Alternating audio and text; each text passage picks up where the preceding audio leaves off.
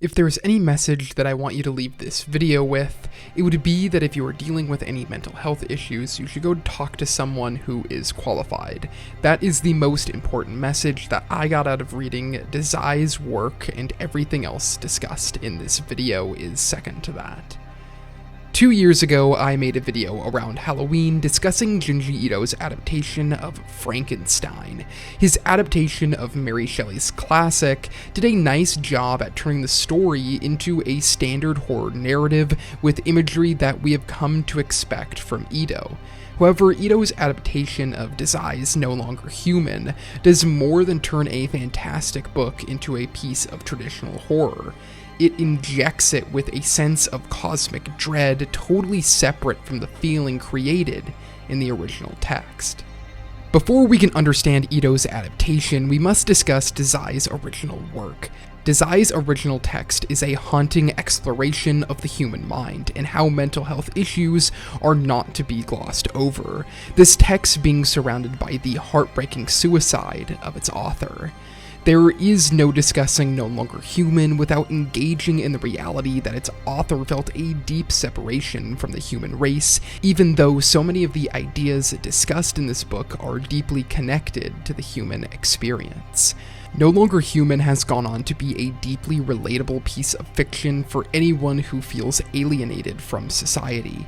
The text provides a feeling of connectivity for those of us who are experiencing something similar to its main character, Oba Yozo. In addition to that, there are multiple different readings that accompany this story. One aspect of the text that is everywhere is Yozo's complicated relationship with his masculinity. One of the major focuses of the story is how Yozo has an ungodly way of getting women to fall in love with him. It's one of his curses. He is constantly sleeping with women and having relationships with them, but is unable to ever understand them. His relationship with women throughout the text creates a paradox. Yozo cannot see himself as a human and does not identify his interactions with women as real, but to them it is a very real relationship. Through his interactions, a girl dies, and others fall in and out of love with him.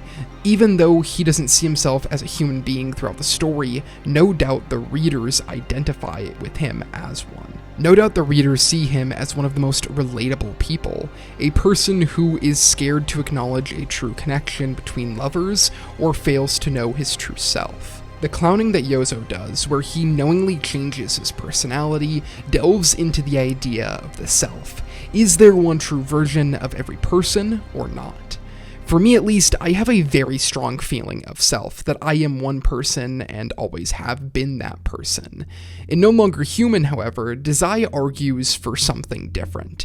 Yozo acts in ways that he feels is against his true nature, but to the people around him, they can only see that as who he truly is.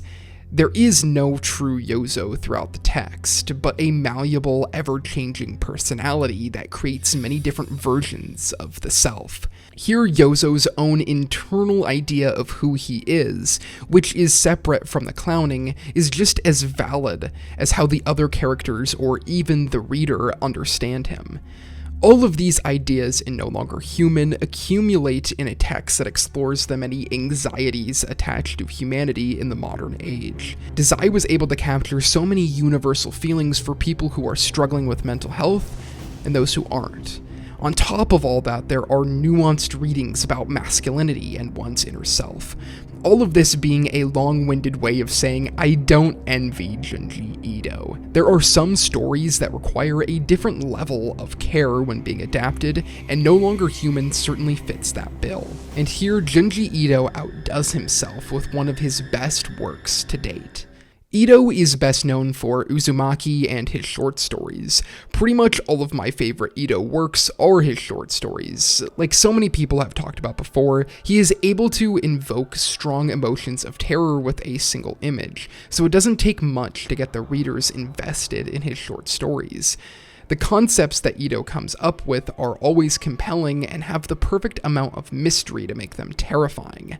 However, some of his longer stories like Gyo and Censor struggle a bit to hold the longer narrative because of the lack of character writing. This is what made me enjoy his Frankenstein adaptation so much, because the story is already in place and so Ito is able to build around that. But with No Longer Human, he takes it to another level.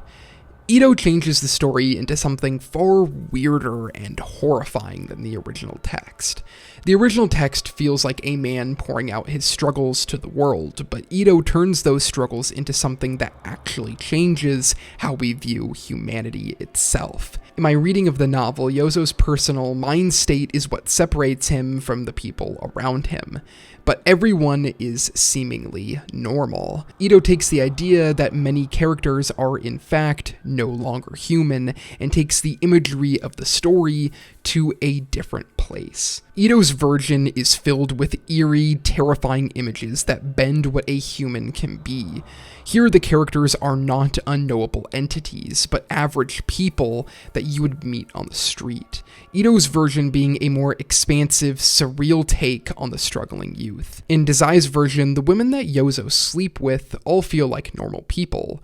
It is only in Yozo's mind that they are so hard to understand.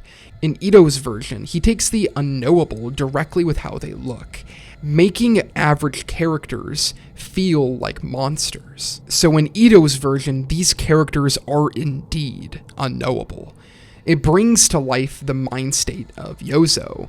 Ito creates two very strong readings here. One being that the imagery Ito shows represents how Yozo sees people. These people don't actually look like this, but when you are removed from society, this is what people become. The second reading is that humanity in general is a ugly terror inherently.